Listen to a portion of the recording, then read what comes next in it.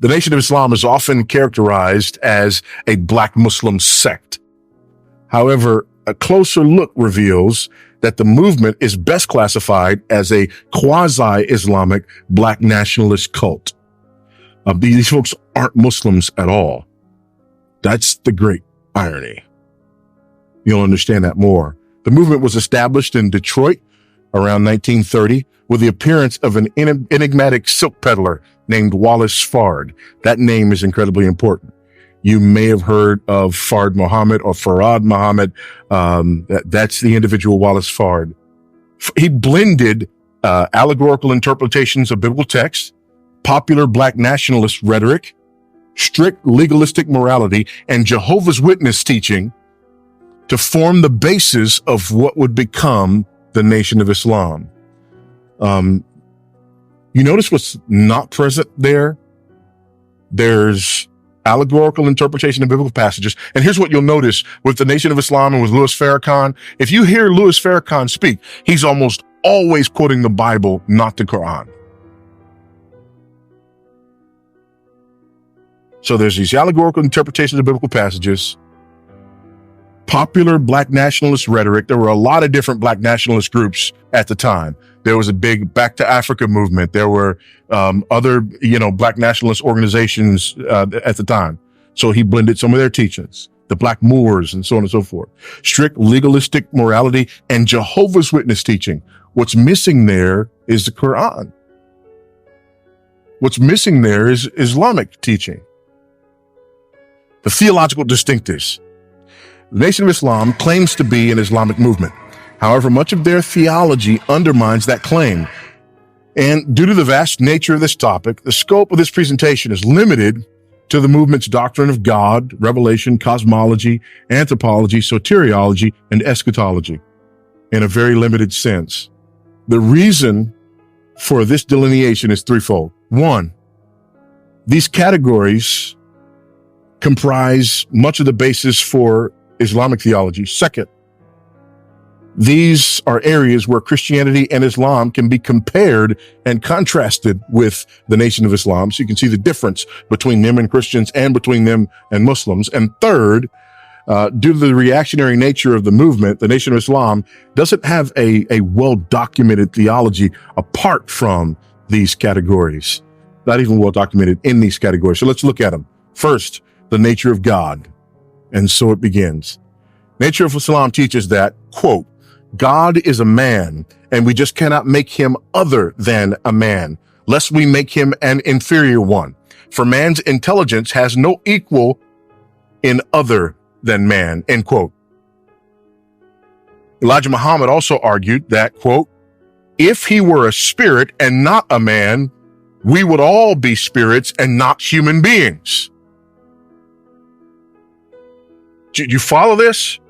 God has to be a man just like you and me.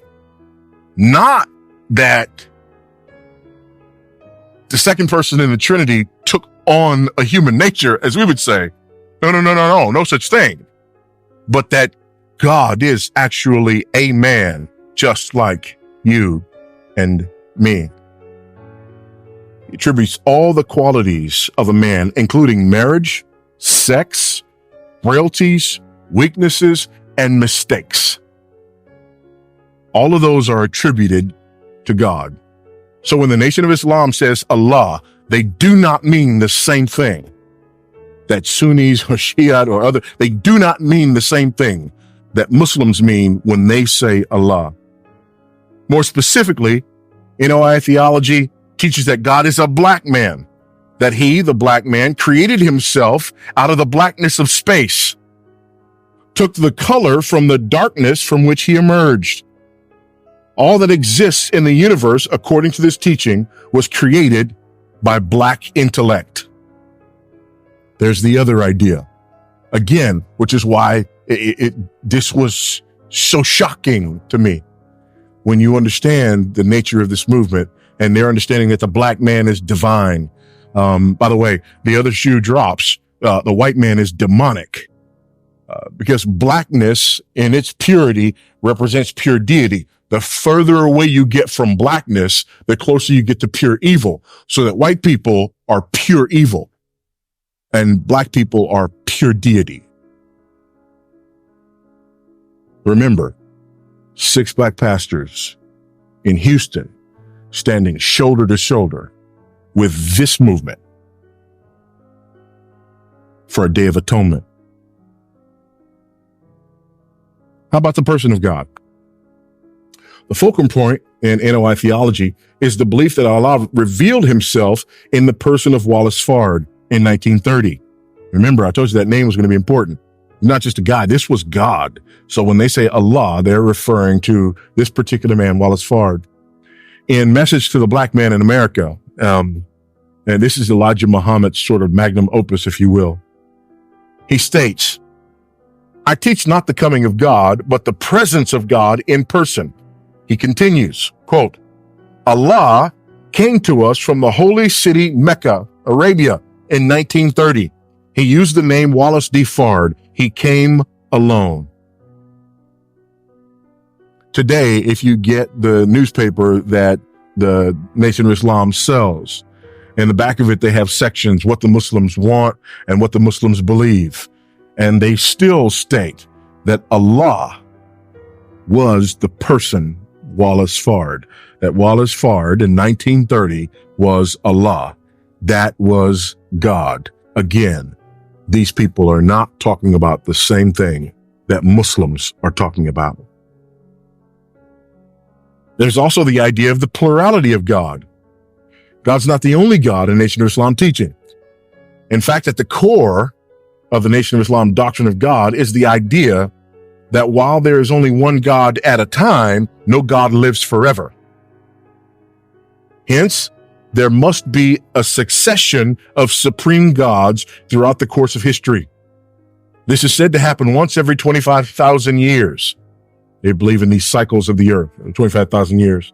The supreme God is the ruler of a divine council of 24 black scientists who govern the affairs of the world during each successive cycle. That council of 24 black scientists is going to be very important later on.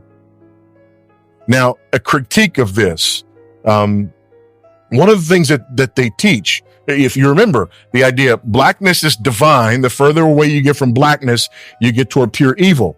Well, one of these 24 scientists was a scientist by the name of Yaqub. And Yaqub went to perform some experiments on the island of Patmos. That sound familiar to anybody? The island of Patmos, okay? So Yaqub is performing these experiments on the island of Patmos. And it's these experiments that he's performing that actually creates the white race. And the further he got away from blackness, the more evil these products of his experiment became until he created the white man, which is the devil himself, okay? So that white people are demonic. Now, the Nation of Islam calls this practice grafting. And they say in no uncertain terms that the grafting process cannot be reversed. So once you move away from pure blackness and you get to individuals who are white, you get to someone who is purely demonic, and you can't go back from there. Why is this so significant? Well, remember they say Wallace Fard was God, that he was Allah. First of all, obviously there's no evidence to support his deity. Secondly, there's his flawed humanity. For instance, he was a bootlegger. He was convicted of assault with a deadly weapon. He was sexually promiscuous. He abandoned his family, so on and so forth. Not very godlike behavior. But he was also white. If you've ever seen Louis Farrakhan at an official Nation of Islam event, if you've ever seen one of his speeches in one of their halls, there's a couple of days that are very important. One is that day in October, this holy day of atonement, commemorating the Million Man March. Another one is Savior's Day. It's at the end of February, Savior's Day. And there is often big to do and a big speech that Farrakhan makes in February for Savior's Day. And behind him, there's always a picture. There's a picture of a guy who's not a black guy. Not at all. Not close to a black guy, not even kind of a black guy. It's a picture of Wallace Fard. This is the guy they say was Allah. But by their own definition, he would be a demon. Not only that, Elijah Muhammad, first main leader of the Nation of Islam, who came after, he's the main disciple of Wallace Fard. He was bi-ethnic, which means at least half demonic. Malcolm X, who became the most prominent teacher in the Nation of Islam before he converted to Islam. He was bi-ethnic, which means he was demonic. Louis Farrakhan, the current leader of the Nation of Islam, is, you guessed it, bi-ethnic, which means by their own theology, these men are demons. And remember, the grafting process can't be reversed.